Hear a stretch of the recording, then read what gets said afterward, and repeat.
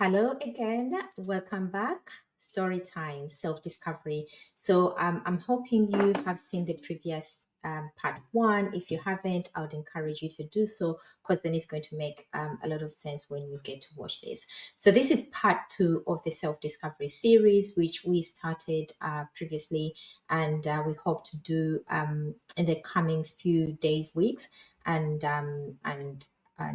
yeah. So, first of all, my name is Sarah, and the reason for doing this, I'll tell you the reason and also how I started doing this. So, a few years ago, the reason is I grew up wondering, why do some people suffer while others don't? Why do some people go through a lot of pain while others seem to thrive and just go through life with ease? Obviously, it's very difficult to tell. Sometimes it's difficult to tell if somebody's actually struggling, but just on the surface, we can see. I'm pretty sure you too know people you've known who have gone through difficult time, like most part of their lives. So that used to bother me growing up, and I used to ask my mom, "Hey, why is this and such and such like this?" And she used to say, "You know what? You will find out when you grow up." And you know what? I kept asking myself, and as an adult, I never found out. So I decided I was going to start looking and searching and hopefully find some answers. And my reason for that was because I grew up always wanting to help people, always want to be that person who extends an arm to help somebody else. So fast forward in 2017, thereabout, I literally spent a lot of time reading about certain aspects of life and trying to understand one, the human mind, and also because I realized that it's the mind that controls our habits. So we create our habits based on what system we run. And for the purpose of this, I'm going to use system because many of us, of course, we use either phones or computers, and those computers do have a system that runs them. So humans as well have a system, and this is how it makes sense in my mind, and I hope it does the same to you. But I mean, humans as well have a system, and that system is built over a period of time.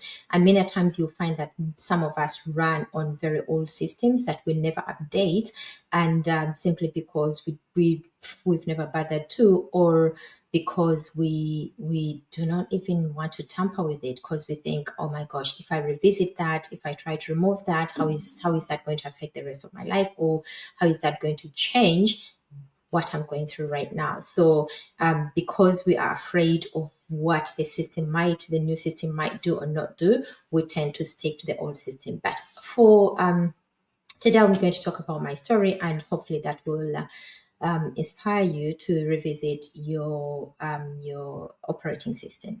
So as time went by, I decided to actually study what makes people tick, what makes people behave a certain way, what makes people um, be very kind and loving and all that, and why are some people full of hatred regardless of what's going on. So one of the books that actually helped me, and I realize now that for us to understand people, we need to understand ourselves. So in that journey, on that process, I realized that I needed to understand who I was and what made me tick. So I read this particular book, Psycho-Cybernetics. I'll share details perhaps in the description. Psycho-Cybernetics helped me a lot to, one, understand what made me tick, understand why I was the way I was, and also understand that I could change certain things in my life. And along the way, I realized once I understood me, I also was able to understand. I was able to understand other people, which helped me a lot to have to be more compassionate towards people, because then I realized that they are not behaving like this because they're not good people. They are behaving like this because of the system that they're running. So and then I carried on searching and reading and studying, and literally I went on like for like a couple of years just studying about human behavior. And along the way in that process, I discovered that I went on a process of self healing, because I realized that I had to tackle certain aspects of my life that I had ignored for the longest time. So in the process of doing that, I found a new me, a me that I always knew that existed within, but I was afraid to bring out to the surface. I don't know about you, but it is said that most times, well, we have two aspects of ourselves. We have the one that we present to the world, actually three. The one we present to the world, there's the one that people see and or perceive of us, and then what we truly are. And what we truly are most of the time ends up never coming out because we sort of conceal it, or we are afraid to bring it for whatever reasons, as we've seen in the first part. But in that process, I realized that I was not being true to myself. I was not being true to myself and later on being true to the world. So I went then on a journey of bringing out the person that I really was. And that led me to coming out more, talking more. And I realized that I was doing certain things because I was trying to run away from who I was. And I wasn't truly happy. I wasn't truly fulfilled or satisfied in my life. So as time went by, one day I just woke up and I had this idea of this thing that I needed to write. I had the urge to write, but much as I felt it so strongly that I needed to write, I wasn't sure of what I was going to write. And I remember this went on for like a couple of weeks.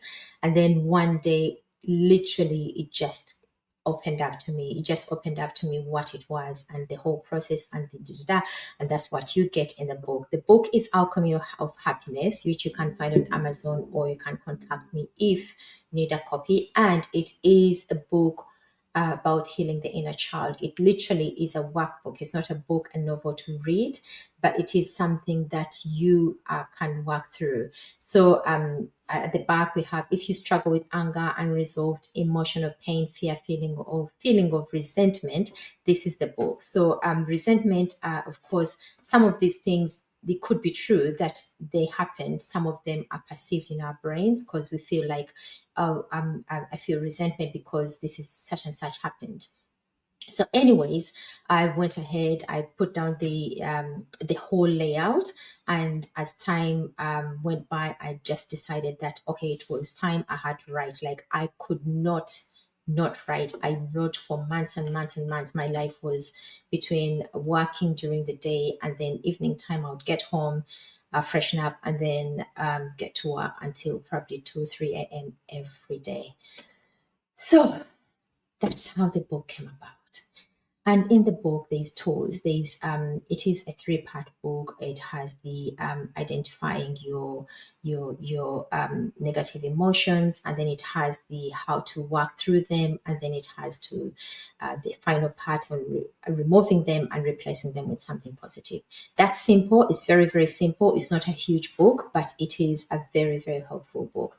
And to tell you a little bit about this, a friend of mine who has been doing, she does hypnotherapy and other things to help people overcome different challenges in their lives who choose to go down that path. She told me that she uses this book literally as the initial diagnosis for her to diagnose what emotion is bothering that person. This is the book. It's her go-to book. So that being said, I hope that I just wanted to share the story, how the book came about, and what it is, how it looks like, and why I think I can talk about this topic. So that being said, I will stop here for now. I want to keep them short and sweet and look out for the next part 3. Until then, be nice.